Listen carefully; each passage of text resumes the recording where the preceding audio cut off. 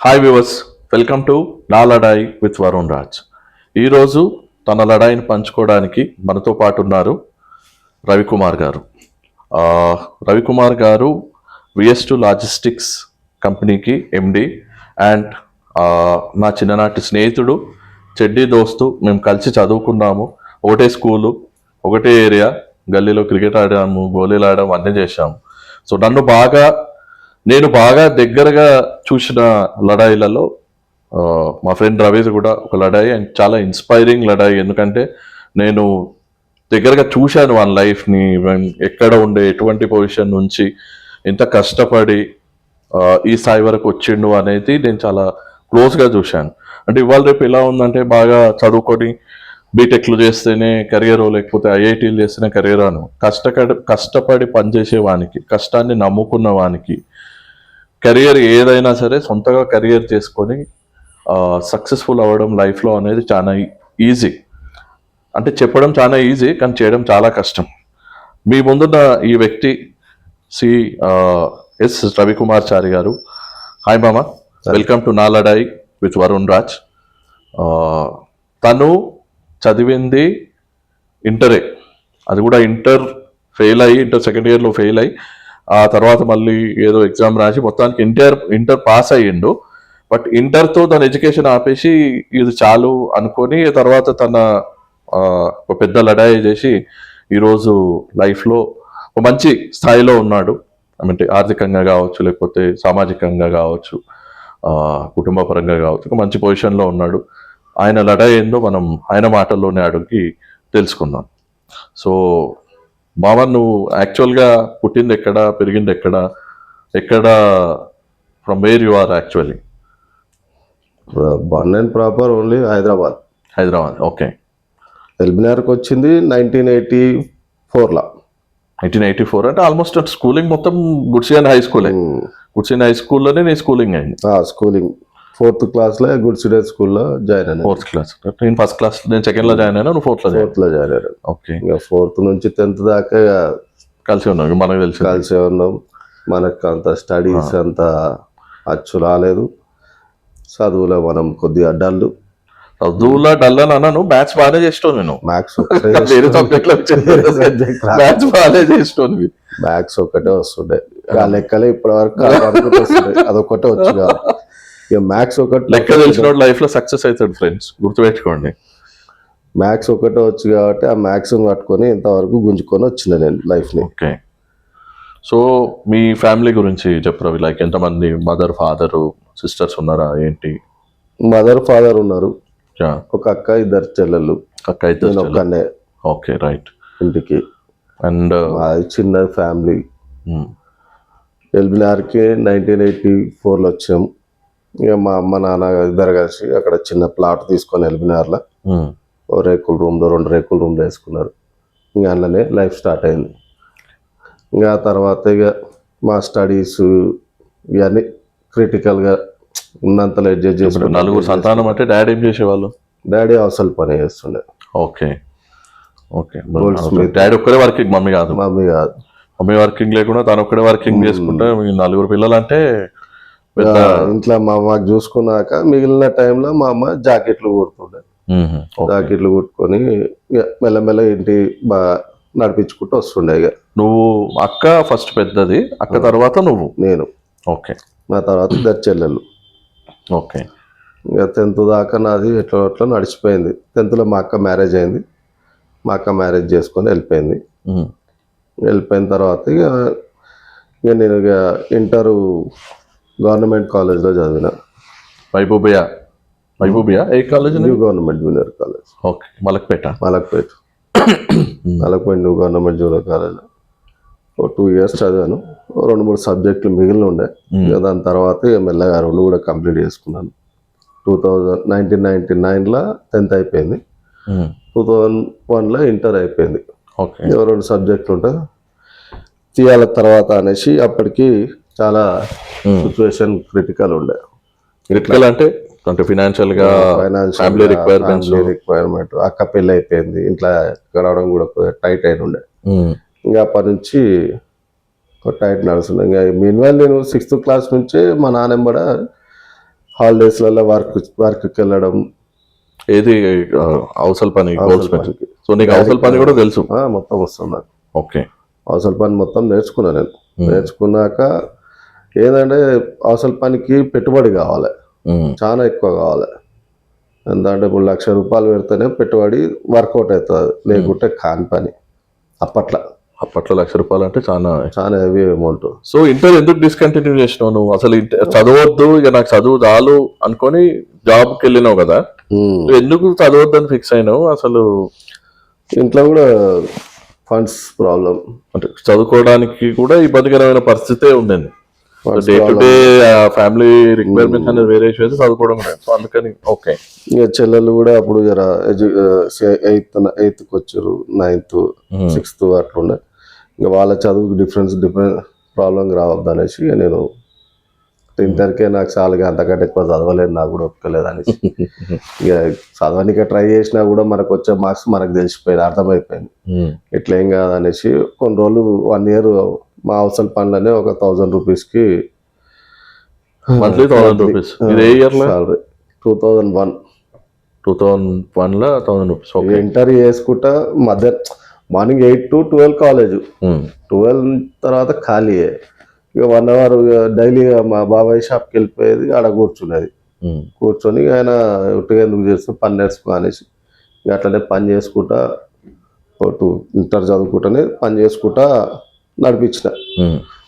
Mean while ఆ లోపల మా బావకి తెలిసిన ఫ్రెండ్ ఒక ఆయన ఉన్నాడు, ఆయన ఇట్లనే మంచి ఫీల్డ్లో ఉన్నాడు అనేసి, అంటే లాజిస్టిక్స్ ఫీల్డ్లో బాగుంటుంది నీకు అనేసి చెప్తే ట్రై చేసిన ఆయన దగ్గర. మీ బావ చెప్పడం వల్ల మా బావ చూపించాడు ఆయనని, వాళ్ళ ఫ్రెండ్ని. ఏ పేరు బావ పేరు? మా బావ పేరు వరదాచారి. ఓకే. ఇంకా యాక్చువల్గా వీళ్ళ థింక్ ఎట్లా వచ్చిందంటే, నాకు నేను 10th క్లాస్లో ఇట్లనే ఇట్లా రోడ్ మీద వెళ్తుంటే నేను షాప్కి మా వచ్చేసి ఎల్బినార్ నుంచి చంపాపేటకి వెళ్ళాలి షాప్కి. చంపాపేటకి వెళ్ళాలంటే రౌండ్ ఎల్బినార్ ring road, Sagar ring road, ఆడ నుంచి చంపాపేటకి వెళ్ళాలి. అట్లా తిరిగేళ్ళనికే డైలీ ₹5 అవుతుండే, ₹5 to ₹8 అవుతుండే. ఓకే. అది తప్పించుకోనికే ఎల్బినార్ నుంచి బైరాముల దాకా 2 kilometers నడుచుకుంటూ పోయేది. అప్పట్లో ₹5 అంటే చాలా ఎక్కువ. అప్పట్లో మాకు రూపాయికి 12 గప్చుప్లు వచ్చాయి. ₹5 అంటే ఆలోచించుంటే 2 kilometers నడుచుకుంటూ పోతుంటే ఆ మధ్య దారిలో నాకు ఒక న్యూమరాలజిస్ట్ అయినా ఒక టచ్ అయ్యాడు, బోర్డు పెట్టుకొని మొత్తం పెట్టిండు ఆయన న్యూమరాలజీ. అరౌండ్ 2002లోనే, 1లోనో 2లోనో. అంటే నువ్వు ఆ గోల్డ్ స్మిత్ వర్క్ చేసేటప్పుడు వర్క్ గురించి పోయినప్పుడల్లా అట్లా జాబ్ ట్రై చేసుకుంటా వర్క్ చేసుకుంటా కాలేజ్ చేస్తుంది. ఓకే. మార్నింగ్ చాలా స్ట్రగ్లింగ్ పీరియడ్. కాలేజ్ చేసుకోవాలి, డబ్బులు మిగిలియాలి, వచ్చిన డబ్బులు మిగిలియాలి, పని చేయాలి, 3 చేయాలి, చదువుకోవాలి. ఇక అట్లా చేసుకుంటా ఇక ఆయన న్యూమరాలజిస్ట్ ₹10 ఫీజు మీద ఆయన నాకు ఒక గైడెన్స్ ఇచ్చిండు. ఆయన ఒక ఆయన న్యూమరాలజిస్ట్. నా డేట్ ఆఫ్ బర్త్ ఉంటుంది కదా, పేరు అవి చూసుకొని ఇస్తారు, నెంబర్స్ మీద ఆయన డేట్ ఆఫ్ బర్త్ మీద నెంబర్స్ మీద ఆయన నాకు ఒక సజెషన్ ఇచ్చిండు. నువ్వు జాబ్ చేయలేవు, నీకు గవర్నమెంట్ జాబ్, నీకు చదువు రాదు, ఏం రాదని ఆయన అప్పుడే నాకు దిద్దారని చేసేసాడు. నువ్వు ఏమైనా చేసేదన్నా లాజిస్టిక్ ఫీల్డ్లో వెళ్ళిపోవాలి. ఒకటి లాజిస్టిక్స్ ఫీల్డ్ అంటే నువ్వు అర్థం చేసుకో, ఏది ఉన్నా సరే నీకు సెట్ అవుతుంది అని చెప్పిండు ఆయన.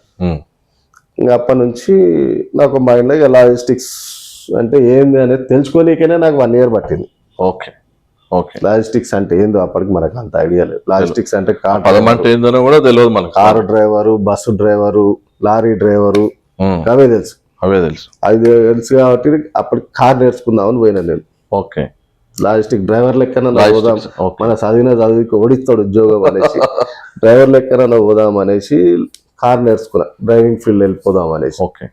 ఇంకా తర్వాత ఏదో చేయాలి కానీ ఆ ఫీల్డ్ లోకి ఎంటర్ కావాలని తెలియదు. అంటే అప్పుడు చిన్న ఏజ్, నాకు తెలిసినది ప్రాబ్లం 18 years ఉంటావు. 18 years కి న్యూమరాలజీ నమ్మాలి అని కాదు, ఇక్కడ నమ్మొద్దని కాదు, అది వాడు ఎదుర్కొన్న అనుభవం దారిలో అర్థమైంది నీకు. చూపించింది, పోయి వస్తే ఏమవుతుంది. మంచిగానే షాప్ లెక్క పెట్టుకున్నాడు, ఎవరు లేడు, ₹10 అంటాడు. ఏ 10 రూపాయలు ఏముంది, 5 2 రోజులు నడుచుకుంటా పోయినా తగ్గిపోతుంది, ఇది చేసేద్దాం అనేసి. అదే ఇప్పుడు మనం కొన్నిసార్లు మనం నమ్ముతాం, మనకు మంచి జరుగుతుందంటే మంచిగా అయింది, దొరుకుతుంది కదా. ఎవరైనా మనకి ఇంట్లో చెప్పేది వేరే ఉంటుంది, చుట్టాలు వాళ్ళు చెప్పేది ఉంటుంది, మనంతలో మనం మెచ్చుకునేది వేరే ఉంటుంది. కానీ నీకు అక్కడ బీజం పడ్డది, లాజిస్టిక్స్ ఇండస్ట్రీస్ కి మనం అట్లా పోతుంటే మనం అమ్మనైనా మాట విన్నారు, కొంతమంది బయట వాళ్ళ చుట్టాల మాట విన్నారు, ఎవరు మాట విన్నాడు. కానీ బయట వాడు చెప్పేది వాడు ఒక్కసారి కలిసి ఉంటాడు కానీ ఎక్కుతుంది. అది నీకు అట్లా ఎక్కింది, నాకు ఎక్కింది. అది ఆడ ఒకటే నీకు ఏ సెట్ కాదు, లాజిస్టిక్ ఒక్కటే సెట్ అవుతుంది, నువ్వు అందులో ట్రై చేసుకో అని చెప్పాడు. ఇంకా అప్పటి నుంచి నేను లాజిస్టిక్స్ అంటే ఏంది కనుక్కోనికే, చెక్ చేసుకోనికనే అనుకున్నా. అదృష్టం కొద్ది ఏంటంటే మా బావ చూపించిన ఫ్రెండ్ వర్క్ చేసేది కూడా లాజిస్టిక్స్ ఫీల్డ్. లాజిస్టిక్స్ అట్లా కనెక్ట్ అయిపోయింది. నా అదృష్టం ఏదో తీసుకుపోయేది కూడా అటే తీసుకుపోయేది. ఆయన దానికి 2 years డైలీ మార్నింగ్, ఆయన మార్నింగ్ నమస్తే చెప్పాలి, సాయంత్రం షాప్ పోవాలి, కాలేజ్కి వెళ్ళాలి, కాలేజ్ నుంచి షాప్ పోవాలి, బస్ పాస్ ఉంటుండే. ఇంకా తిరిగి టైం ఎట్లనో అట్లా 2 నెలలు కలిసిపోయింది. 2 నెలల తర్వాత అప్పుడే మా లాజిస్టిక్స్ అంటే ఇంపోర్ట్ ఎక్స్పోర్టు, కార్గో, మొత్తం కార్గో ఆపరేషన్స్ అన్నీ ఉంటాయి అన్నమాట. అయితే అందులో కానీ నాకు కూడా తెలియదు, పోయిన తర్వాత తెలిసింది. ఇంకా ఆ టైంలో ఒక ట్విన్ టవర్స్ పేలిన సంఘటనతోటి మొత్తం అన్ని ఫ్లైట్లు క్యాన్సల్ అవుతున్నాయి, జాబులు ఏం లేవు, ఉన్న జాబులు తీసేస్తారు. ట్విన్ టవర్స్ అంటే 2001 సెప్టెంబర్ లో ట్విన్ టవర్స్ అయింది.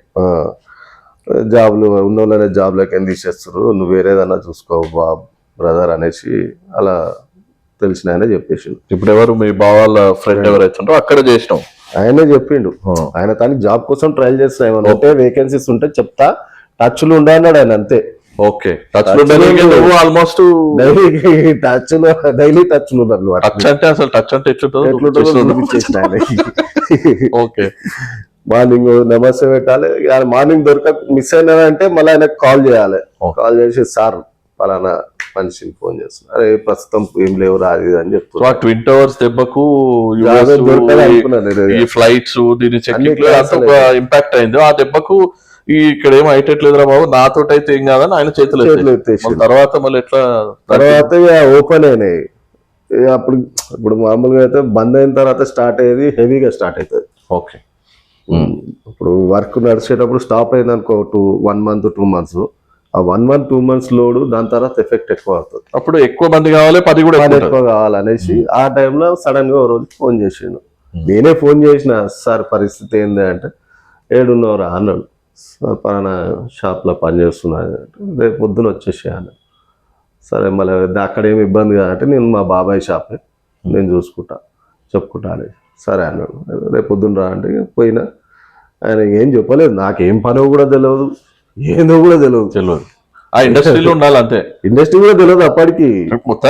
జాబ్ పెట్టిస్తా అన్నాడు. నాకు ఈ అవసర పని ఇలా, నాకు ఎన్ని రోజులు చేసినా అవసర పనే, అది అదృష్టం ఉన్నోనికే నడుస్తుంది. నా మైండ్ లెక్క ఏంటంటే, నా లాజిస్టిక్స్ ఫీల్డ్ దోలాడుకోవాలి. ఫస్ట్ జాబ్ ఎక్కితేనే కదా మనం లాజిస్టిక్స్ ఫీల్డ్ అనేది ఏదైనా దోలాడుకోనికి. అది ఏం జాబో చూద్దాం ఫస్ట్. ఇప్పుడు జాబ్ అనేది వేరే, వర్క్ అనేది వేరే.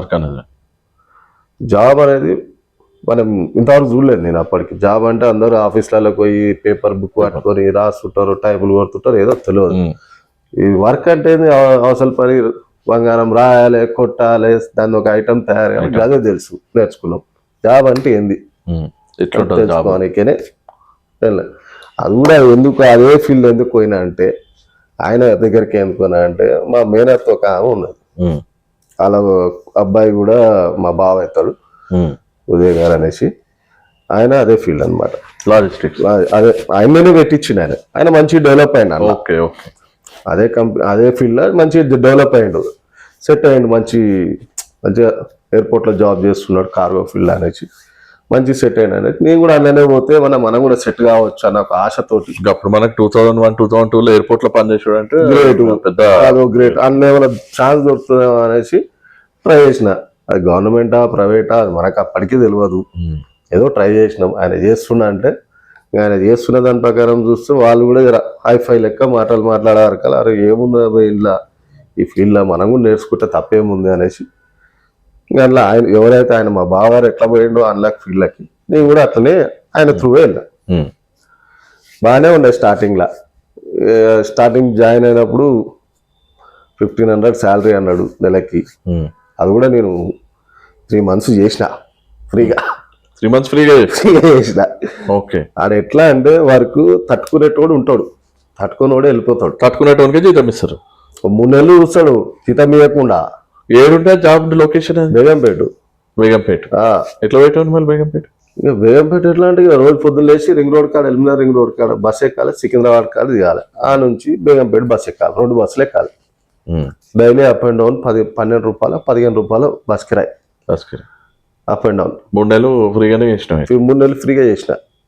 ఎంతమంది పోయినా నీతో పాటు ఉన్న వాళ్ళు? నేను అంటే అంతకుముందు చేసిన వాళ్ళు వచ్చిన వాళ్ళు. ఆయన ఏంటంటే ఒక టికాయించాడు. ఎట్లుంటుంది అంటే మార్నింగ్ 9 నుంచి ఇన్ఫినిటీ టైం. అది అంటే ఎప్పుడు పోతావో మనకు తెలియదు, రిటర్న్ టైం తెలియదు. వర్క్ కంప్లీట్ అయిపోయిందంటే వెళ్ళిపోవచ్చు. వర్క్ కంప్లీట్ ఎప్పుడు అవుతుందో కూడా ఎవరికి తెలియదు. ఎందుకంటే ఇంటర్నేషనల్ ఫ్లైట్స్ అన్ని నైట్ లోనే ఉంటాయి. మేము డేలో పోవాలి 9 గంటలకి, నైట్ 2, 3 మ్యాక్సిమం అవుతుంది. ఆ 3 గంటల రాత్రి అది కూడా ఆ 3 నెలలు చూసినా కాబట్టి నేను ఎట్లున్నానా ఏమున్నానా నాకు అర్థం కాలేదు. ఇంకోటి ఆ వెదర్ కూడా ఎట్లా అంటే మొత్తం కెమికల్స్. ఓకే. ఫార్మాసిటికల్స్ మొత్తం ఎక్స్పోర్ట్స్ ఉంటాయి. అవి కెమికల్స్ లో తిరుగుతుండాలి, ఆ స్మెల్ పడాలి. మామూలుగా ఏదైనా ఫ్యాక్టరీ పక్కకు పోతేనే మనం ఒక రోజు ముక్కు మూసుకొని ఉండలేం. ఇక్కడ ఉన్న మన సిరీస్ కంపెనీ ఉంది, ఎట్లుండేటోళ్ళం. అది కొద్దిగా అలవాటు ఉంది కాబట్టి ఆడ నేను సర్వైవ్ అయిపోయినా అనుకుంటున్నాను నేనైతే. ఘోరంగా ఉండే. ఇంకా మార్నింగ్ 9 ఎట్లనో అట్లా ఆయన తీసుకుపోయి అందులో ఇరికిచ్చిండు. ఆయన చేతి కిందనే వేసుకున్నాడు. లక్కీ ఏంటంటే ఆయన చేతి కింద ఉన్నా ఏమైనా అయినా కూడా ఆయన చూసుకుంటాడు అనేసి ఒక ధైర్యం. వేరే అయినా వడవలేదు, ఆయన చేతి కిందనే పెట్టుకున్నాడు కాబట్టి నాకు ధైర్యం, నాకు పెద్ద మనిషి ఉన్నాడు అనేసి. ఎవరైనా సబార్డినేట్స్ ఆయన రెగ్యులర్ గా పలానా వీడు పలానా వాడని పరిచయం చేసిండు. ఇంకా ఆయన ఎప్పుడు వస్తాడో తెలియదు, ఎప్పుడు పోతాడో తెలియదు ఆఫీస్కి. ఆయన సీనియర్, మోస్ట్ సీనియర్ అప్పటికి. ఆయన మంచి అయినందుకు నీకు కొంచెం పని నేర్చుకోనికి కూడా నన్ను వదిలేసిండు. పలానా కొలీగ్స్ చెప్పేసి పని చేయించుకోర్రా అనేసి వదిలేసాడు. ఇంకా నేను వాళ్ళతోటి ఇది 2002లో స్టార్ట్ చేసినావు ఈ జాబ్? 2002లో ఎన్ని ఇయర్స్ చేసినావు ఈ జాబ్? అదే కంపెనీలో 9 years చేసిన. 9 years చేసినావు. సో దాని తర్వాత మళ్ళీ కంపెనీ మారినావా లేకపోతే? నన్ను పెట్టించిన ఆయన ఇంకో కొత్త కంపెనీ పెట్టాడు. ఓకే. నాకు పెట్టించిన ఆయన అక్కడికి వెళ్ళిపోయాను. ఆయన వచ్చేసారు. ఈ ఇండస్ట్రీలో నీ శాలరీ స్టార్ట్ అయింది 1500. హైయెస్ట్ శాలరీ ఎంత చూసినావు? ఆ కంపెనీలో నాకు 12,000 ఇచ్చారు లాస్ట్. నాకు 2009 దాకా. 2009 దాకా. జాబ్ వదిలే వరకు నీ శాలరీ ఎంత ఉండే? 12,000. అంటే నువ్వు బిజినెస్ స్టార్ట్ చేయడానికి ముందు? నేను బిజినెస్ స్టార్ట్ చేసే ముందు 20,000 ఉండే. 20,000. ఇప్పుడు ఈ టోటల్ గా చూసుకుంటే ఒక 11 years జాబ్ చేసినావు నువ్వు. 11 years ఇది plus gold Smith work 1 year అనుకో 12 years జాబ్ లో ఉన్నావు. ఈ 11 years ఈ కార్గో ఇండస్ట్రీలో ఉన్నప్పుడు అన్ని పనులు చేసి ఉండొచ్చు కదా? అంటే డెస్క్ మీద కూర్చొని చేసే పనులు ఉన్నాయి. ఎందుకంటే నేను నీతో తిరిగేటోని మనం ఆ టైంలో కూడా కాబట్టి నాకు తెలుసు. సో కార్గో ఇండస్ట్రీ అంటే అదేదో వాడు కూర్చున్నాడు డెస్క్ మీద కూర్చొని ఫైల్ రాసి ఎట్టుండేది వర్క్ నీది? నా కార్గో ఫీల్డ్ ఎట్లుంటాయంటే ఆడ మల్టిపుల్ పర్సన్స్ ఉంటారు. లోడ్ ఎత్తేటోడు ఉంటాడు, లోడ్ దించేటోడు ఉంటాడు, వెహికల్ నడిపేటోడు ఉంటాడు, దాన్ని రిజిస్టర్ చేసుకునేటోళ్ళు ఉంటారు, దాన్ని అప్రూవల్ చేసేటోళ్ళు ఉంటారు, ఇంతమంది ఉంటారు. వీళ్ళందరినీ మేనేజ్ చేసుకుంటూ రావాలి. మన పేపరు, మన కార్గో, ఎయిర్ కార్గోలకు వచ్చి బయటకు వెళ్ళేంత వరకు మనదే రెస్పాన్సిబిలిటీ. ఫ్లైట్ ఎక్కేంత వరకు ఆ వర్క్ మొత్తం మేము ఏజెంట్ లెక్క చేసేది. లాజిస్టిక్స్ వర్క్ చేసేది. ఆ లాజిస్టిక్స్ వర్క్లో ఇప్పుడు అందరు మన తానికి రారు, మేమే అందరి తానికి పోవాలి. లేబర్ తానికి పోవాలి, ప్లస్ ఆఫీసర్ తానికి పోవాలి, కస్టోడియన్ తానికి పోవాలి. కస్టోడియన్ తర్వాత ఇంకా మీదే ఎంతమంది ఉంటే అంతమందికి మీరే తిరిగి పలానా పని చేసుకోవాలి, ఇది ప్రాసెస్, ఇది దీన్ని వీళ్ళ తర్వాత మీరు చూడాలి, మీరు చూడాలి, మీరు స్టెప్ బై స్టెప్ చేపించుకుంటూ వెళ్ళాలి. అది ఎట్లుంటుంది అంటే మెటీరియల్ ఫ్యాక్టరీ నుంచి కస్టమర్ పంపిస్తాడు, అది మేము కస్టమ్స్ లొకేషన్లో దించాలి. దానికి ఒక కస్టోడియన్ ఉంటాడు. ఆ కస్టోడియన్ ఏంటంటే మెటీరియల్ ఎంత వచ్చింది ఆ డేటాని తీసుకొచ్చి కస్టమ్ ఆఫీసర్కి రిపోర్ట్ చేస్తాడు. దానికి సంబంధించిన డాక్యుమెంట్ మేము కస్టమ్స్కి ప్రొవైడ్ చేసి ఆయన దగ్గర నుంచి అప్రూవల్ తీసుకొని మేము మళ్ళా కస్టోడియన్కి అప్పచెప్పాలి. ఏమనంటే సార్ అనేది చూపించాలి. ఆయన ఎయిర్లైన్కి ఇన్ఫార్మ్ చేస్తాడు, పలానా మెటీరియల్ రెడీగా ఉంది తీసుకోవాలి అనేసి. ఇది బయట తెలిసిన విషయం. ఇక లోపల ఏంటంటే మెటీరియల్ దించాక లేబర్ని బతలాడుకోవాలి, లేబర్ లేకుంటే మనమే చేసుకోవాలి. ముఠలు పంపించినావు అని కూడా తప్ప 24/7 అయితే పని వాళ్ళు ఉండరు. వాడు ఛాయదానికి పోతాడు, వాడు అన్నం తినే పోతాడు, ఎవడో ఏదో ఒకటి పని మీద ఎవడో తక్కువ ఉంటాడు. ఆ టైంలో మనకి ఎమర్జెన్సీ ఉంటుంది. ఎందుకంటే ఇది ఏమంటారు లైఫ్ సేవింగ్ మెటీరియల్, ఇది అర్జెన్సీ ఎక్కువ ఉంటుంది. కొన్ని మెటీరియల్ అర్జెన్సీ ఉంటాయి, కొన్ని నాన్ అర్జెన్సీ ఉంటాయి. టెంపరేచర్స్ ఉంటాయి, నాన్ టెంపరేచర్ మెయింటైన్ చేయాల్సి వస్తుంది. అది ఎమర్జెన్సీ కాదు, ఫ్లైట్లో ఎక్కించు దాని లైఫ్ టైం వచ్చేసి 48 hours లోపల మళ్ళీ అది టెంపరేచర్ లోపల లేకుంటే అది స్పాయిల్ అవుతుంది అన్న వాల్యుబుల్ కార్యం ఉంటుంది. కొన్ని కోట్లలో ఉంటుంది. అది మనం రిస్క్ తీసుకోలేము. అదే మొత్తం ఈ జర్నీలా మూటలు ఎత్తడానికి నువ్వేం ఫీల్ కాలేదు, మూటలు ఎత్తినా అని ఏమీ బాధపడలేదు. ఏదైనా నీ పని అనుకొని చేసినావు. ఇది నా పని, నేను చేసే పని ఆగొద్దు, నేను చేసే పని పర్ఫెక్ట్ గా చేయాలి. ఈ రోజు వర్క్ దినమంటే సాయంత్రం నిమ్మలంగా పండుకోవాలంటే పనికి భయపడొద్దు, సిగ్గుపడొద్దు. ఇది నా పని కాదు, ఇది నా పని కాదు, నాది కాదు అంటే అది చేయనికి కూడా వేస్ట్ కాదు. అది కాని పని. అది చేసి అట్లా అనుకుంటే ఎవరు డెవలప్ కాదు. సో మా బాధ లేపిడు మామూలు పని చేసేటప్పుడు ఆయనే లేపి లోడ్ చేస్తున్నాడు. ఆయన చేసినప్పుడు మేమెందుకు సిగ్గుపడాలి? దగ్గర అయిపోయిందంటే ఆ పని మనతో అవుతుందంటే చేసేయడం చేయాలి. మన చేతనైనప్పుడు మనం చేయాలి. మనుషులు ఏడన్నప్పుడు మనం చేస్తే మనిషికి మనిషి తోడవుతాం. అంటే నువ్వు ఆ ఓపెన్ మైండెడ్ తోటి ఉన్నావు కాబట్టి ఆ ఇండస్ట్రీలో లేబర్కి హెల్ప్ చేసిన అంటే లేబర్ కూడా ఎప్పుడన్నా మనకి కూడా హెల్ప్ చేస్తాడు. మనం పీక్ మూమెంట్లు ఉన్నప్పుడు వాడు కష్టపడుతాడు, మనం ఖాళీగానే ఉన్నాం చేస్తే వాడు కూడా హ్యాపీ ఫీల్ అవుతాడు కదా. అని కూడా కొద్ది కష్టం మిగులుతుంది. మన కష్టంలో ఉన్నప్పుడు వాడు కూడా మనకి హెల్ప్ చేస్తాడు. అట్లానే డెవలప్ చేసుకుంటూ వచ్చిన నేను. సో నేను అందరికి హెల్ప్ చేయడానికనే కూర్చున్నా, హెల్ప్ చేసుకుంటున్నా, తీసుకుంటున్నా. అట్లా గివ్ అండ్ టేక్ పాలసీ అయిపోయింది అలవాటు. సో ఈ 11 years జాబ్ జర్నీ ముగిసిన తర్వాత ఎందుకని నువ్వు ఓన్ కంపెనీ స్టార్ట్ చేయాలి? ఇప్పుడు ఎవరైనా కూడా జాబ్ చేస్తాడు. ఇప్పుడు నేను కూడా జాబ్ చేసిన, బిజినెస్ చేసిన, అన్ని చేసిన. ఆ పీరియడ్ ఎట్లుంటుంది, ఆ స్ట్రగుల్ ఎట్లుంటుంది, ఎన్ని ఆలోచనలు నెచ్చలా జరుగుతాయి, ఎన్ని భయాలు. మనం ఇప్పుడు ఒక కంఫర్టబుల్ లైఫ్ నుంచి ఒక అడుగు ముందుకేయడం అంటే మంచి చెడు అన్నీ ఆలోచిస్తాం. మంచి ఎంత ఉత్సాహం ఇస్తుందో చెడు దానికన్నా ఎక్కువ భయాన్ని ఇస్తుంది. అవును. సో ఈ ప్రాసెస్ లో ఈ 11 ఏళ్ళు జాబ్ చేసిన తర్వాత నీకు మెయిన్ గా నీ ఓన్ కంపెనీ పెట్టాలన్న నీకు మెయిన్ ఇన్స్పిరేషన్ ఏంది, మెయిన్ మోటివేషన్ ఏంది, ధైర్యం ఏంది? అసలు ఏం ధైర్యంతో నువ్వు నీ ఇన్స్పిరేషన్ ఏంది, ఏ ధైర్యంతో నువ్వు కంపెనీ పెట్టావు? మా బాసుతో పాటు నేను ఒక కంపెనీలో ఆయన కూడా జాబ్ చేశాను 9 years. నేను 9 years అంటే ఆయన 15-20 years చేసిన తర్వాత ఆయన సాలరాయిగా మనం సపరేట్గా పెట్టుకుందాం, చేసుకుందాం, ఎన్రోల్ అని ఒక వర్క్ చేస్తామంటే సరే సార్ మీరు పెట్టండి, మేము కూడా మీకు జాయిన్ అవుతాం అనేసి డిసైడ్ అయినాం. ఇక డిసైడ్ అయినప్పుడు ఇక 2009లో ఆల్మోస్ట్ 2009లో సరే వెళ్ళిపో అనేసి ఆయన అనేవారికల్లా ఇన్నేళ్ళు పని చేస్తే వెళ్ళిపోతా అంటే వెళ్ళిపో అంటారు అనేసి ఆయన మనసు మీద తీసుకొని ఇంకా అట్లనే మాకు కూడా ఆయన గురువే కాబట్టి ఆయన సపోర్టివ్గా ఉండాలి అనేసి మేము సపోర్టివ్గా ఉన్నాం ఆయనకి. ఆ సపోర్ట్ తోటి మేము బయటకు వెళ్ళాం ఆయనతో పాటు. ఇంకా సరే అనేసి సార్ కూడా 2011లోనా ఇది 11లో ఓకే సారీ 11 వరకు జాబ్ చేసిన 11 వరకు జాబ్ చేసిన 2011 అంటే ఇప్పుడు 2010లో తెలంగాణ ఉద్యమం పీక్ వెళ్ళలేదు. 2011 అంటే 2010 నాకు తెలిసి నవంబర్ డిసెంబర్ ఆ టైంలోనే పీక్. 2011లో ఇక బయటకు వెళ్ళినాం. ఇక 9 years అంటే 2002 నుంచి 11 వరకు 9 years ఇక బయటకు వెళ్దాం అనేసి ఇక ఆయన కంపెనీ ఒకటి ఓపెన్ చేసిండు. అందులో మమ్మల్ని మేనేజర్లను చేసిండు. మేనేజర్లను చేసి మీరే చూసుకోవాలరా అది ఇది, నేను బిజినెస్ పట్టుకొస్తా అది ఇది అనేసి అన్నాడు. సరే సార్ అనేసి ఇప్పుడు ఇక ఆ టైంలో వీడికంటే ఎక్కువ కష్టం అయిపోయింది మాకు. పొద్దున 9 గంటలకు వస్తే ఈ అర్ధరాత్రి 3 గంటలకు 4 గంటలకు మళ్ళీ స్టార్ట్ అయింది మాకు. మధ్యలో గ్యాప్ వచ్చినుండే ఇక స్టాఫ్ పెరిగి అది ఇది జర సెట్ చేసుకుంటా వచ్చినాం అన్నట్టు పాత కంపెనీ. మంచిగా సెట్ చేసిన తర్వాత అందులోకి తీసుకొచ్చి లేచింది మమ్మల్ని. మళ్ళీ కొత్త గ్రౌండ్ నుంచి ప్రిపేర్ చేయాలి. మళ్ళీ ప్రిపేర్ కావాలి.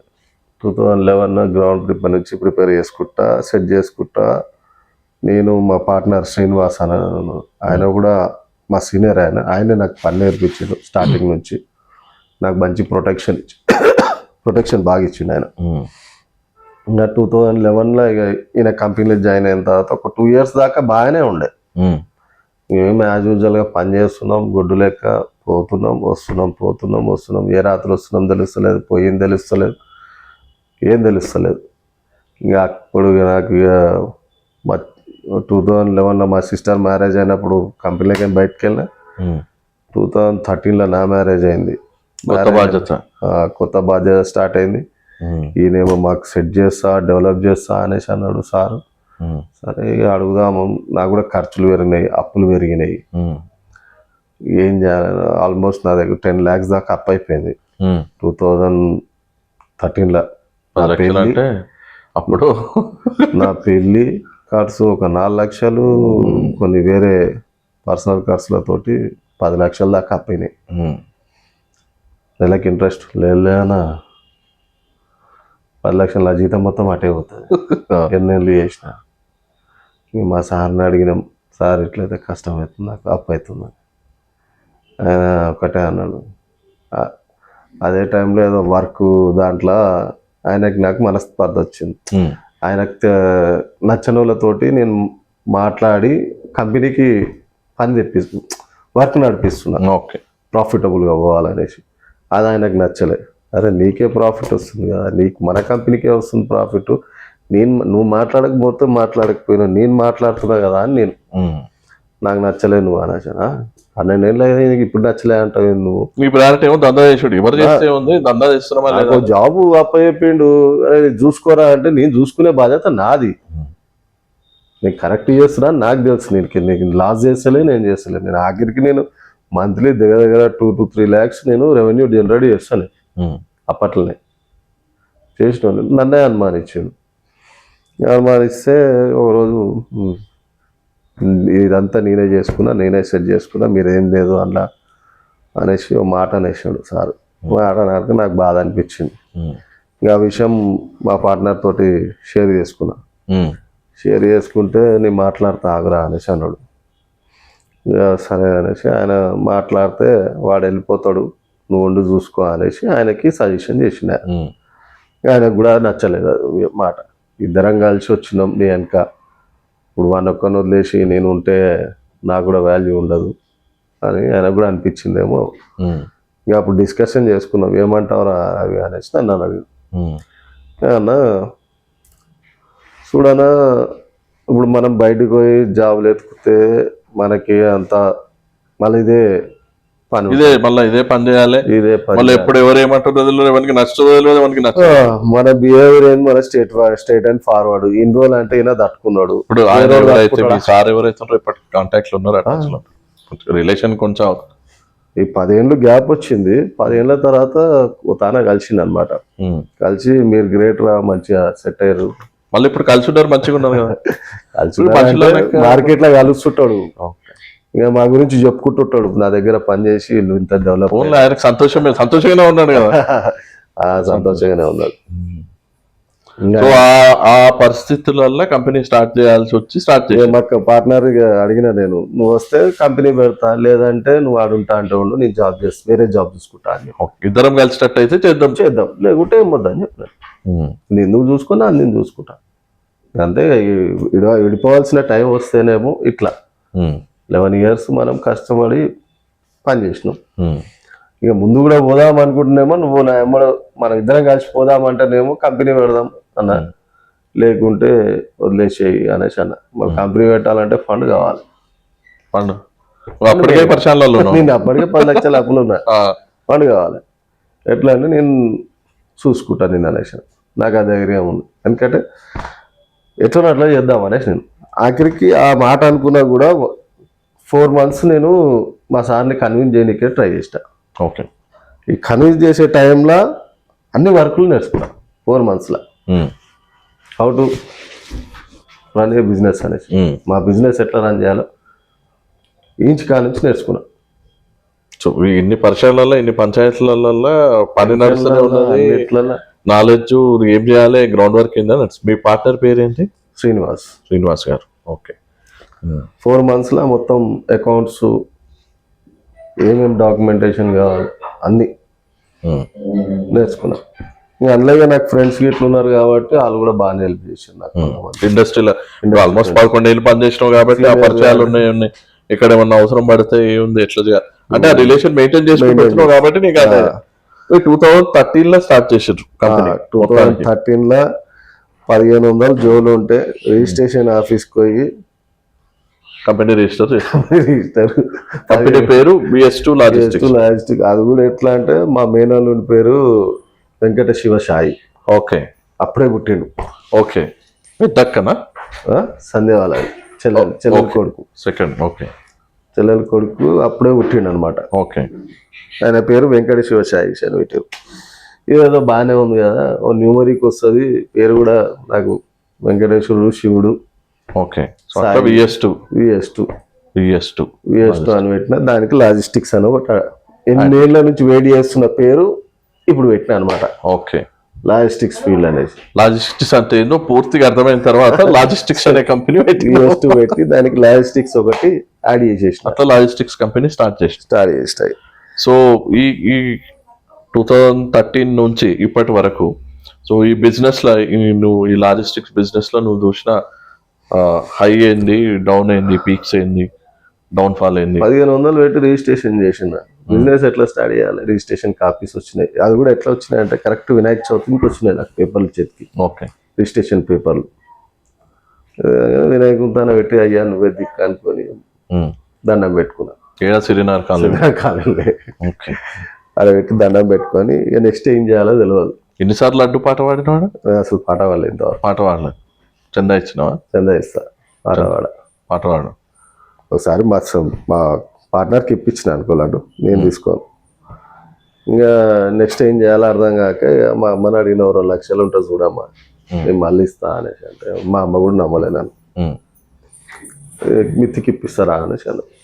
సరే ఏదో మాట సాయంతో పైసలన్నీ వస్తున్నాయి. ఒక ఆంటీ నాకు పేపర్ రాయించుకుంది 2 లక్షలకి. నేనే రాసిన పేపర్ నోటరీ స్పాన్సర్ నోట్ రాసి నేను ఇస్తా అంటే నెలకి ₹2 ఇచ్చింది అంటే ఇంట్రెస్ట్. అప్పుడు ₹2 అంటే ఎక్కువనే అనుకుంటా. 2%. ఏదో ఒకటి మనం పైసలు కావాలి, స్టార్ట్ చేయాలి ఏదో ఒకటి. ఇంత అయింది నాకు అనేసి ఏదైనా మా బాస్ లాస్ట్ లో మాట అన్నాడు, రిలీవింగ్ లెటర్ ఇచ్చేటప్పుడు ఒక మాట అన్నాడు, 7 ఊరంతా తిరిగి మలతానికే జాబ్కి వస్తారు, వీళ్ళకి జాబులు ఎవరు ఇయ్యాడు అనేసి అన్నాడు. నేను ఆ రోజు ఏం డిసైడ్ అయినా అంటే నేను ఉప్పర్ పని అనే చేసుకుంటా కానీ వాల్యూ ఉంది దానికన్నా.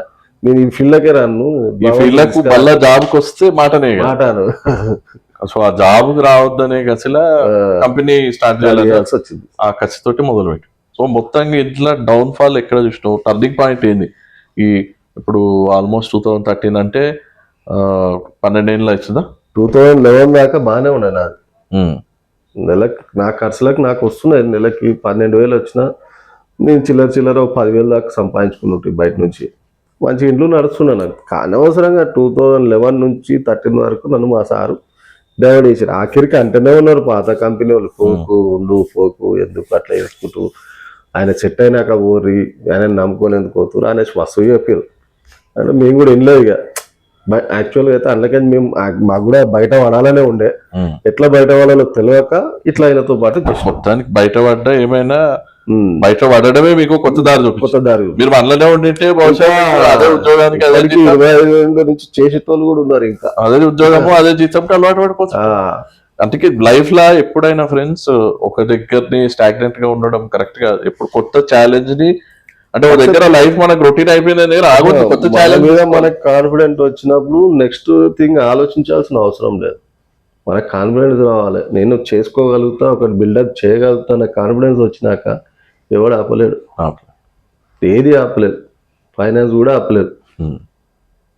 నేను 2 lakhs పెట్టుకొని 1 lakh మా సార్ గారికి కొన్ని అడ్వాన్సులు తీసుకుని ఉంటాయి. 1 lakh ఇచ్చేసిన. తీసుకున్న 2 లక్షలు 2 లక్షలు అలా 1 లక్ష రూపాయలు అడ్వాన్స్ ఇచ్చేసి తీసుకున్న పైసలు ఇచ్చేసి దండం పెట్టి రిలీవింగ్ లెటర్ తీసుకున్నా. ఫస్ట్ పాయింట్ రిలీవింగ్ లెటర్ తీసుకున్నా. ఎందుకు అంత భయం టిపికల్ మెంటాలిటీ కేసు వేసే రకం. వితౌట్ రిలీవింగ్ మీరు ఎట్లా స్టార్ట్ చేస్తారు బిజినెస్ అనేసి లీగల్ గా ఇష్యూస్ చేస్తారు.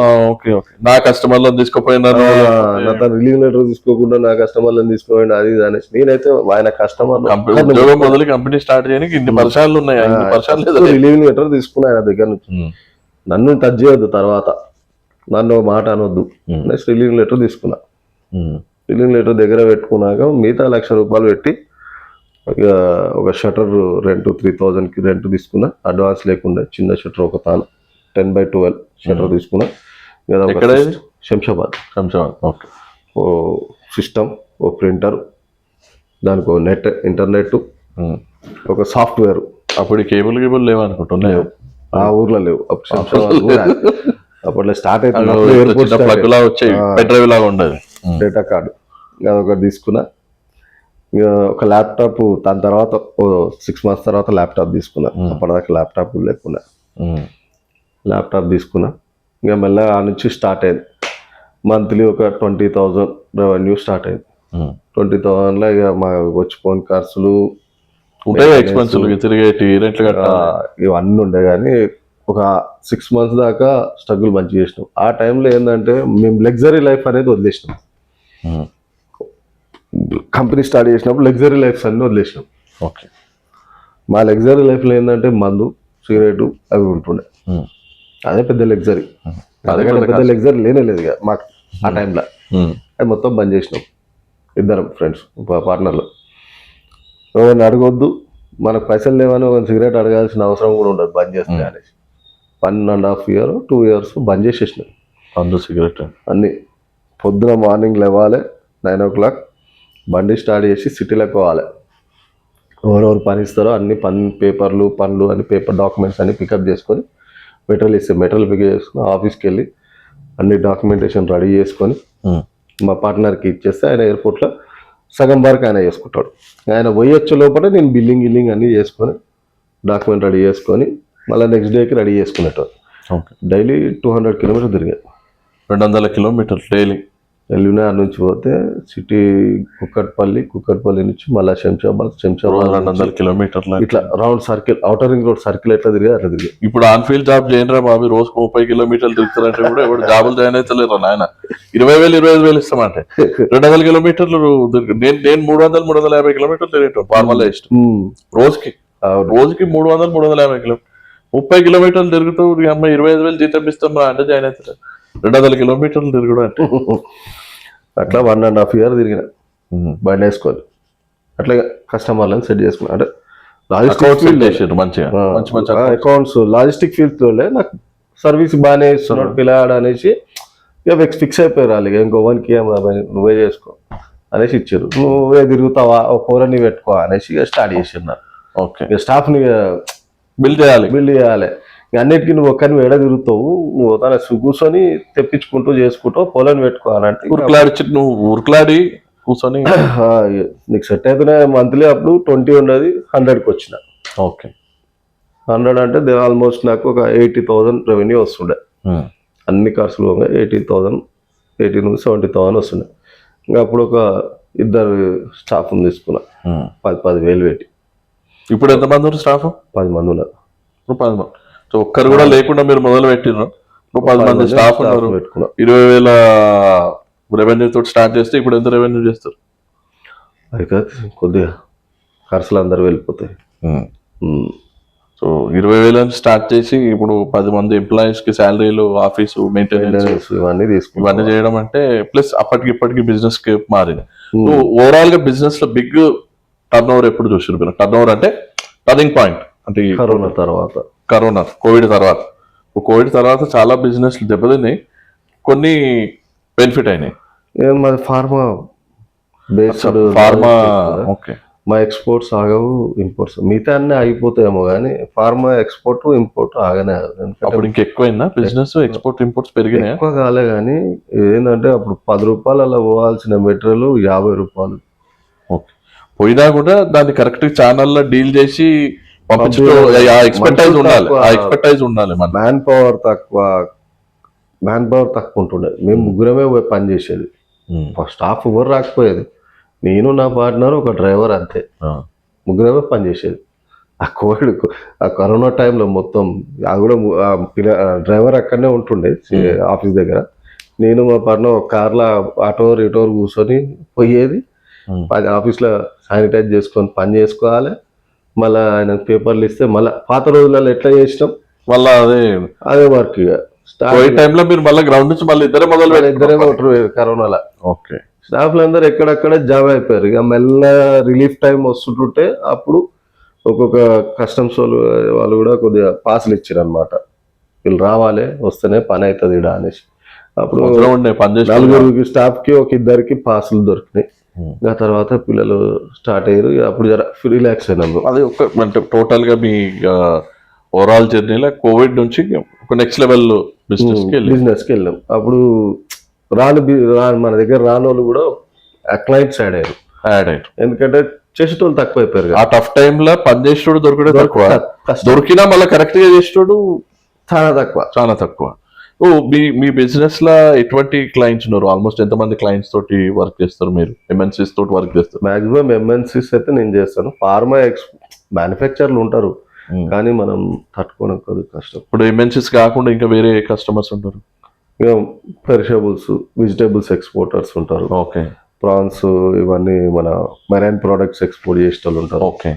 ఇంకా ఫిలిం ఇండస్ట్రీస్ ఉంటాయి, వాళ్ళు కూడా ఫారెన్ ట్రిప్స్ వెళ్తారు కదా షూటింగ్స్ కి. వాళ్ళ మెటీరియల్ ప్రొడక్షన్ హౌస్ తోటి వర్క్ చేస్తారా? ఎగ్జిబిషన్. ఏ ప్రొడక్షన్ హౌస్ తోటి వర్క్ చేశారు మీరు? మైత్రి మూవీస్ చేశాను. మైత్రి మూవీస్ పెద్ద బ్రాండ్.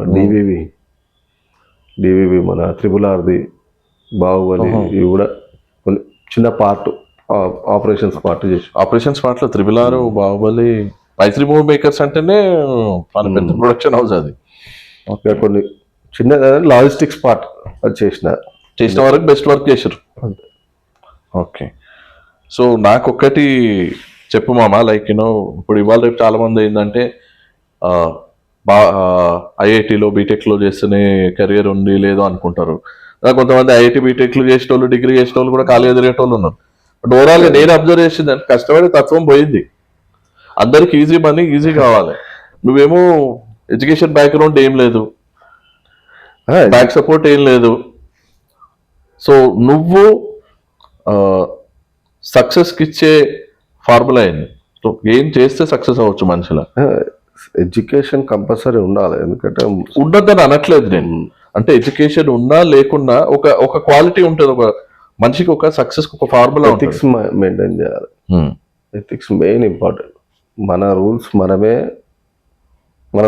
మన బార్డర్లో మనమే ఉండాలి. ఆ బార్డర్ దాటి పోయినామంటే కష్టం. ఇప్పుడు రోజుకు 100 రూపాయలు సంపాదించడానికి 500 దొరికినాయి అనుకో, ఏం చేస్తాడు? 400 చేస్తారు కొంతమంది. 400 దాచుకునేటోడు కూడా ఉంటాడు. ఎంజాయ్ చేస్తారు, దాచుకునేటోడు ఉంటాడు. కొంతమంది ఏం చేస్తారంటే, నాలంటోడు ఏం చేస్తాడంటే, ఇవాళ 500 వచ్చినాయి, రేపు 100 వస్తాయి. మన సర్కిల్ ఎంత? డైలీ 200 రూపాయలు అనుకో. ఆ మిగిలిన 300ని ఆ 200 దాంట్లో కవర్ చేసి మిగతాది నెక్స్ట్ డేకి కాపాడుకుంటూ రావాలి. అట్లా వస్తేనే రొటేషన్ అనేది స్టార్ట్ అవుతుంది. అది స్టార్ట్ అయితేనే నువ్వు డెవలప్ అవుతావు. స్టార్ట్ కాకుండా ఇలా 500 వచ్చినాయి చూడాయించేసి మళ్ళా రేపు రాలేదనుకో, మళ్ళా అప్పు తెచ్చి దాంట్లో నింపుడు, అది లాస్. ఓకే. సో ఇంకోటి ఏంటంటే, నేను యాక్చువల్గా మన వ్యూవర్స్ ఎవరైతే ఉన్నారో, మన వ్యూవర్స్కి నువ్వు సక్సెస్ కానికి మెయిన్ కారణం ఏంటి? నువ్వు సక్సెస్ కావడానికి మెయిన్ కారణం ఏంటి? అంటే నిన్ను సక్సెస్ కానికి నీకు ఒక ఫార్ములా ఉంటుంది, అదేంటి నీ ఫార్ములా? ఒకటి, నేను బిజినెస్ పెట్టేటప్పుడు ఒకటే అన్న, నన్ను నమ్మిన వాళ్ళని నేను మోసం చేయాలి. నాకు అవసరం లేదు. ఎందుకంటే నాకు తిండి పెడుతురు. తిండి పెట్టేటోళ్ళని మోసం చేస్తే మనకు తిండి దొరకదు. అట్లాంటప్పుడు మనం అదే చెప్తున్నా, ఎథిక్స్ అనే ఒక బార్డర్ పెట్టుకోవాలి. మన కష్టాలలో ఉన్న ఆదుకున్న వాళ్ళని వదలదు. అది ఎంత మనం బాగుపడ్డాక కూడా మనము 1,00,000 రూపాయలు ఖర్చు పెట్టాలన్నా కూడా వెనకకు పోదు. ఓకే. వాళ్ళకి ఎక్కడ పోతాయి అనేసి. నీ దృష్టిలో సక్సెస్ అంటే మనం చేసే ఏ పని అయినా సరే, ఏ వృత్తి అయినా సరే, ఎథిక్స్ మెయింటైన్ చేసుకుంటూ చేయాలి. సో ఒకవేళ సక్సెస్ చేసే ఇదైతే ఓకే, బట్ సక్సెస్ కావాలనుకునే వాళ్ళకు నువ్వు ఎటువంటి సజెషన్ ఇస్తావు? ఏమో అందరూ చెప్పేది కష్టపడాలి తప్పదు, కానీ కష్టంతో పాటు మనకు లక్ కూడా సాత్ ఇవ్వాలి. ఆ లక్ ఎట్లాంటిది ఉండాలంటే మనం ఇక భగవంతుడు ఎటు మనకి చూపించేది తెలియదు, ఆ చూసేదాన్ని కరెక్ట్ పాయింట్ కాడ పట్టుకొని ఉండాలి, వదలొద్దు. ఓపిక ఉండాలి, కానీ ఓపిక ఉండాలి, పట్టుకోవాలి, వదలొద్దు. ఇప్పుడు సక్సెస్ఫుల్గా పోయే నలుగురు సక్సెస్ఫుల్ మ్యాన్లు ఒక దారిలో పోయారంటే ఆ దారిలో పోయినప్పుడు సక్సెస్ఫుల్ అవుతారు. కాకపోతే వాళ్ళ ఎయిర్ నేను కాలేదు అనేసి వదిలేస్తారు చూడు, వాళ్ళు ఎప్పుడు సక్సెస్ కాదు. ఇంకో దాంట్లో సక్సెస్ ఉంది, అందులో జంప్ అయ్యి ఇంట్లో జంప్ అయ్యి దారి పట్టుకోవాలి. అందులోనే కొన్ని వెరైటీలు ఉంటాయి, ఫీల్డ్ ఒకటే ఉండాలి, వెరైటీలు అలా వెరైటీస్ జంప్గా ఫీల్డ్ ఒక్కటే ఉండి నువ్వు ఆ ఫీల్డ్ వదిలేసి కొత్త ఫీల్డ్ పెట్టుకొని ఆ ఫీల్డ్ వదిలేసి ఇంకో కొత్త మళ్ళీ ఫస్ట్ నుంచే కదా వచ్చేది. ఫస్ట్ నీకేం తెలుసు అందులో ఈ అనుభవం నీకు ఆడ పనికిరాదు, పనికిరాదు. అట్లా ఏదైనా ఒక చైన్ సిస్టమ్ ఉండాలి, లింక్ సిస్టమ్. ప్రతి సంవత్సరం నువ్వు పెట్టే ఎఫర్ట్ నీకు యాడ్ అవుతుందో ఉండాలి, రంగం నేర్చుకోవాలి, ఇది ఎక్స్పీరియన్స్ అయి ఉండాలి మనకి, అదే రంగంలోనే పోవాలి. ఏదైనా కింద పడ్డా మీద రంగం చేంజ్ చేయాలంటే ఇక చాలా కష్టం, మళ్ళీ నువ్వు ఫస్ట్ నుంచి రావాల్సి వస్తుంది. ఇంత చేసింది ఇన్ని 10 ఏళ్ళు వేస్ట్ అయినట్టుగా నీకు మొత్తం పోయినట్టుగా. అందుకని అది వదలకుండా దానికి చైన్ సిస్టమ్, అందులోకించి నీకు ఎలా బుద్ధి అయినా కూడా దాంట్లోకించి ఇంకోటి ఏదైనా సింప్లిఫై నీకు సెట్ అయ్యేది ఒకటి చూసుకోనన్నా దాంట్లోనే అదే చాలా రోల్స్ ఉంటాయి, చాలా పనులు ఉంటాయి. సెగ్మెంట్ అదే ఉండవు, ఒక సెగ్మెంట్ ఉండవంటే అన్ని రోల్స్ మనకు అర్థమైతాయి. అవును, ఇది వర్కౌట్ కాలేదని అదే సెగ్మెంట్ ఇంకో రోల్ చూసుకో, నీకు ఈ రోల్ తో పాటు ఇంకో రోల్ కూడా తెలుస్తుంది కదా, యాడ్ ఆన్ అవుతుంది కదా. ఒకటే మంచి 10 పనులు చేయగలిగితే ప్లస్ అది. అవును, అదే అంటున్నా. కానీ మొత్తం లైనే చేంజ్ చేస్తా అంటే workout time waste. So overall గా వ్యూవర్స్ ఏంటంటే మనము ఏదైనా పని ఎంచుకుంటే లైన్ చేంజ్ చేయాలనుకుంటే ఈ లైన్ చేసుకుంటే ఆ లైన్ స్టార్ట్ చేసుకోవచ్చు, ఇది వదలదు మళ్ళీ, అది వదలొద్దు. ఏదైనా ఒక రంగమే ఎంచుకోవాలి, ఏదైనా ఒక పని, అసలు ఏ పని ఎంచుకోవాలనేది ఒక క్లారిటీతో ఉండాలి. ఏ పని అనేది ఎంచుకోవడానికి సమయం తీసుకోండి, కానీ ఎంచుకున్న తర్వాత ఓపిక ఉండండి, ఓపికతో పని చేయాలి, ఓపికగా ముందుకెళ్ళాలి. సో నేను దాని ఎగ్జాంపుల్ మీకు ఎందుకు ఇస్తున్నా అంటే, ఎడ్యుకేషన్ లేకుండా సక్సెస్ కావచ్చు అంటే ఎవరు చదువుకోవద్దని కాదు, లేకపోతే ఎడ్యుకేషన్ అవసరం లేదని నేను చెప్పట్లేదు. సో పని చేయాలి, సక్సెస్ కావాలనుకునేటోని ఏది ఆపదండి. ఎడ్యుకేషన్ ఉన్నా ఆపదు, ఎడ్యుకేషన్ లేకున్నా ఆపదు. కష్టపడే తత్వము, డిసిప్లిన్, ఈ క్వాలిటీస్ ఉన్న మనిషి చదువుకోకుండా ఎదుగుతాడు. సో కొంతమంది చదువు లేదు, మేము చదువుకోలేని పరిస్థితుల్లో ఆగిపోయిన వాళ్ళు చాలా మంది ఉన్నారు మామ. నేను నీతో పాటుగా నేను చాలా మంది లైఫ్ స్టోరీలు చూసిన. ఇప్పుడు వాడు చదవలేక, చదువుకునే పరిస్థితి లేక ఉద్యోగం సైడ్ వెళ్ళాడు, కానీ చదవగలిగి కూడా కొంతమంది చదవలేకపోతున్నారు. అంటే అది ఒకసారి ఆలోచించుకోండి. చదువుకోవడం అనేది ఒక గొప్ప వరం. మీరు అందరు చదువుకోగలుగుతారు, ఫీజులు కట్టి కాలేజీలకు వెళ్ళగలుగుతున్నారు అంటే మీ అదృష్టం. అది ఆ అవకాశాన్ని వినియోగించుకోండి. దాంతో పాటు కష్టపడే తత్వాన్ని కూడా బిల్డ్ చేసుకోండి. ఇట్లా ఇంత చదవనికి ఎంత సమయం ఇస్తున్నారో ఆ చదువుకున్న చదువు మీకు ఉపయోగపడాలంటే మనిషికి ఓపిక ఉండాలి, కష్టపడే తత్వం ఉండాలి, ఒక డిసిప్లిన్ ఉండాలి. సో ఈ 3 ఉన్నోడికి చదువు ఉన్నా లేకున్నా పైకి వస్తాడు. దానికి ఎగ్జాంపుల్ ఇక మీ ముందర ఉన్నాడు. సో ఎక్కడన్నా ఈ వ్యూవర్ చూస్తున్న వాళ్ళు, ఈ ప్రోగ్రామ్ చూస్తున్న వాళ్ళు ఎవరన్నా ఉంటే, చదువుకోవద్దని నేను చెప్పట్లేను, బట్ నా దగ్గర చదువు లేదని ఆగిపోయిన వాళ్ళు ఉంటే, ఎవరన్నా నేను ఎక్కువ చదువుకోలేదు, నాకు ఇంతే, నా లైఫ్ ఇంతే అని ఆగిపోయిన వాళ్ళు ఎవరన్నా ఉంటే, ఇదే మీ ముందున్న లడాయి. సో చదువు అనేది బ్యారియర్ కాదు, కష్టపడే తత్వము, డిసిప్లిన్, ఓపిక, ఒక రంగాన్ని ఎంచుకొని అదే రంగంలో ముందుకెళ్ళాలని మీరు ప్రయాణం సాగిస్తే గనక ఖచ్చితంగా సక్సెస్ అవుతారు. దానికి నిదర్శనం మీ ముందరనే ఉన్నాడు. సో అది రవి. అండ్ ఇంకోటి నీ ఫ్యామిలీ గురించి, లైక్ పిల్లలు ఎంతమంది, ఎట్లా? నాకు కొడుకో బిడ్డ చాలు. సో మీ సిస్టర్స్ వాళ్ళ మ్యారేజెస్ ఇందులో ఎట్లా, నీ పాత్ర ఎట్లా ఉండేది? అక్క సెటిల్. ఇప్పుడు ఓన్ హౌసా ఇక్కడ? ఇప్పుడు మీరు హైదరాబాద్ లో ఉన్నది ఓన్ హౌస్ అయినా ఇప్పుడు? Okay. And me sisters married, ముగ్గురు. వాళ్ళ ఎడ్యుకేషన్ ఏం చదువుకున్నారు వాళ్ళు? పెద్దక్క అయితే చదువుకోలేదు, ఎందుకంటే నేను ఉన్నా పెళ్ళప్పుడు, మనం inter first year second year ఉన్నాం. చిన్న నడుపు చెల్లెలు వచ్చేసి ఎంబీఏ చేసింది, ఎంఎస్ చేసింది. ఓకే. చిన్న ఆమె ఎంబీఏ చేసింది US. Okay. US settle. Okay. ఆమె కూడా సెటిల్ యుఎస్ లో. ఇద్దరు మ్యారేజెస్ కూడా. సో వీళ్ళ ఎడ్యుకేషన్, వీళ్ళ ఇదిలో అంటే నువ్వే ఒక్కనే కొడుకు కాబట్టి ఖచ్చితంగా నీ పాత్ర ఉంటుంది. లేదనడం అబద్ధం, అది కానిపండి కదా. ఏదో ఇక మనకు చేతనైన కాడికి చేసినాం. ఓకే, వాళ్ళు హ్యాపీగా ఉన్నారు కదా, వాళ్ళు హ్యాపీగా ఉన్నారు, సెటిల్గా ఉన్నారు, ఫ్యామిలీ అంతా సెటిల్, ఏదైనా మన మీద డిపెండ్ కాకుండా హ్యాపీగా ఉంటారు, చాలా హ్యాపీగా ఉన్నారు, సంతోషం. డిపెండ్. నీ పాత్ర నువ్వు వహించడం. సో మా వ్యూవర్స్కి నువ్వేమన్నా చెప్పదు అన్న? ఇంకో ఇంపార్టెంట్ విషయం, నీ లైఫ్లో నిన్ను బాగా ఇన్స్పైర్ చేసిన వ్యక్తులు ఎవరు? అంటే ఫలానా వ్యక్తి నాకు ఎప్పుడు, అంటే ఈ వ్యక్తి నాకు ఇన్స్పిరేషన్గా ఉంటాడు, ఆ వ్యక్తిని చూస్తే నాకు చేయాలనిపించింది, అంటే ఎప్పుడైనా డౌన్ అయిన మూమెంట్లో ఇన్స్పిరేషన్ ఉంటుంది కదా, ఒక వ్యక్తి వల్ల నేను ఇన్స్పైర్ అయినా, ఒక వ్యక్తి వల్ల నాకు ఇట్లా అయింది. అట్లాంటి వ్యక్తులు ఒకరు వచ్చిద్దరు. ఎవరన్నా నీ లైఫ్లో నీకు కాంట్రిబ్యూట్ చేసిన వ్యక్తుల పేర్లు ఎవరన్నా నువ్వు చెప్పదలుచుకుంటా? మా మేనత్ ఉంటుండే, ఇప్పుడు చనిపోయింది కానీ. అదే మేము, ఏం పేరు? నరసమ్మ అనేసి మా మేనత్, మా డాడీ వాళ్ళ చెల్లెలు. అప్పట్లో మా బావ కూడా అదే ఫీల్డ్ కాబట్టి ఆమెకు తెలుసు అనమాట కష్టం అంటే ఏం తెలుసు. మేమేమో బలాదూరుగా తిరిగేటోళ్ళం. పొద్దున్న లేస్తే గ్రౌండే, క్రికెటే. వీడు ఆ పని చేయలేడు, వీడు వారిపోయి వస్తాడు, ఇది చేత కాదు, వేస్ట్ అనేసి అప్పట్లో అన్నుండే. అంటే ఎందుకు చేత కాదు నాకు అనేసి, అది టర్నింగ్ పాయింట్ అదొకటి. ఎందుకు నా వల్ల ఛాలెంజ్ గా తీసుకొని. సో అట్లా కాకుండా ఇంకెవరన్నా ఇప్పుడు మన లైఫ్ లో ఇప్పుడు తల్లి తండ్రి ప్రతి ఒక్కరి లైఫ్ లో కీలకం ఉంటారు మనం చెప్పేది. కానీ తల్లి తండ్రి కాకుండా కొంతమంది వ్యక్తులు ఉంటారు. నాకు ఆఫీస్ స్టార్టింగ్ నుంచి మా పార్ట్నర్ ఆయన, నా గురువు, నా దైవం. ఎవరు పేరు? శ్రీనివాస్ గారు. ఆయన్నే నాకు ఇంకా ఆయనతో ఆయన ఉన్న రోజులుగా మనం అంతే. ఆయన పార్ట్నరా, అన్ననా, దేవుడా అన్న ఆయన్ని నాకు. ఎవరిని ఎక్కువ ఎవరి గురించి నేను అన్న ఫీల్ కానీ, ఆయన గురించి ఎవరైనా ప్రతి మనిషిలో 10 మంది ఉంటారు, 2-3 ఉంటారు ఖచ్చితంగా. వాళ్ళు మన తల్లిదండ్రి ఫ్యామిలీ కాకుండా ప్రతి విషయంలో నాకు సపోర్టింగ్ ఉంటాడు, నన్ను కాపాడుతుంటాడు అనమాట. నేను ఏదైనా రాంగ్ స్టెప్ వేసినా కూడా, అరే వద్దురా, ఎగ్జాక్ట్ గా అడుగుతున్నా, రాంగ్ స్టెప్ ఇవ్వకు, నువ్వు రూపాయి ఆశకు పోయి ఆగమయ్యేదానికంటే అవసరం లేదురా, మనకు వచ్చింది చాలు, మనకు కరెక్ట్ పోదాం.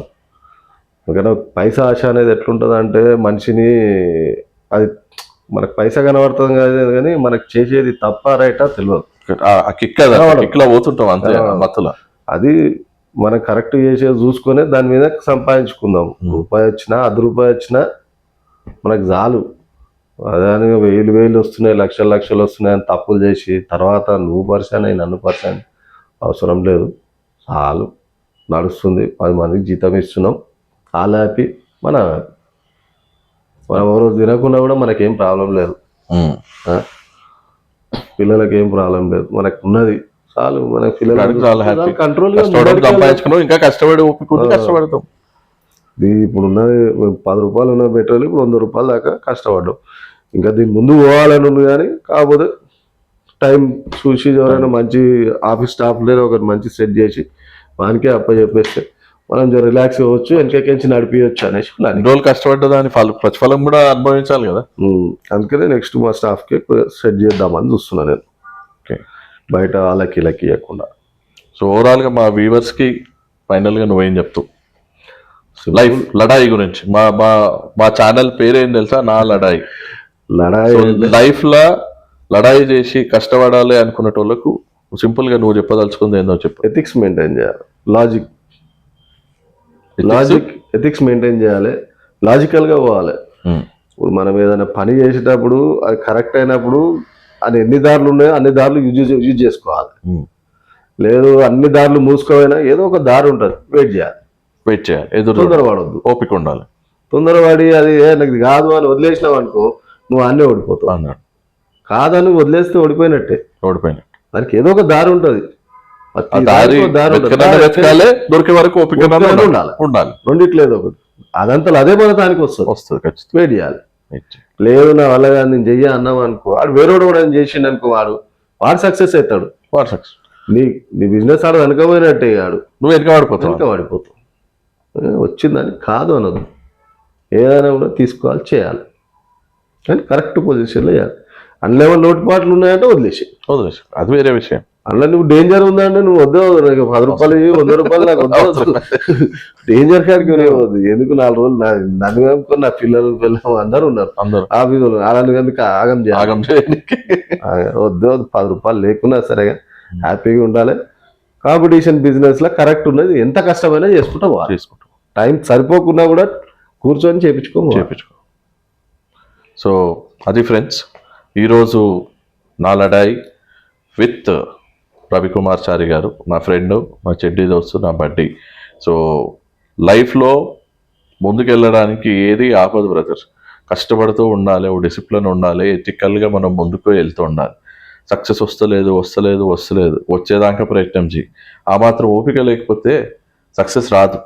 ఓపిక ఉన్నోనికే సక్సెస్ వస్తుంది. సక్సెస్ నీకు ఇంకా వస్తలేదు అని అంటే నీకు ఇంకొంచెం ఓర్పు అవసరం. నీ ప్రయత్నం ఇంకొంచెం గట్టిగా చేయాలని అర్థం, అంతేగాని అది ఓడిపోవడమనో లేకపోతే ఓడిపోయినట్టో కాదు. అండ్ ఈ పాడ్కాస్ట్ వల్ల నేను మెయిన్గా చెప్పదలుచుకున్న లక్ష్యం ఏంటంటే, ఎడ్యుకేషన్ ఇవి అవి అని ఆగిపోయినాను. వెతుక్కుంటే సమస్యలు పొద్దున్న లేస్తే చుట్టూ, అంటే మనం ముందడుగేనికి నాకు అది ఆపుతుంది ఇది ఆపుతుంది అనుకుంటే చుట్టూ 1000 ఉంటాయి. కానీ ఏదేమైనా నేను ఆగొద్దని అడుగు ముందుకై దారిలో దానంతా అవే తెరుచుకుంటాయి, నీకు అవే దారి చూపుతాయి, అదే నేను సక్సెస్ వైపు తీసుకెళ్తుంది. So thank you very much మామ for giving your time. So thank you viewers, thanks for watching నా లడాయి with Varun Raj. Please do subscribe, please follow the channel and comment for any suggestions. Thank you very much. Thank you.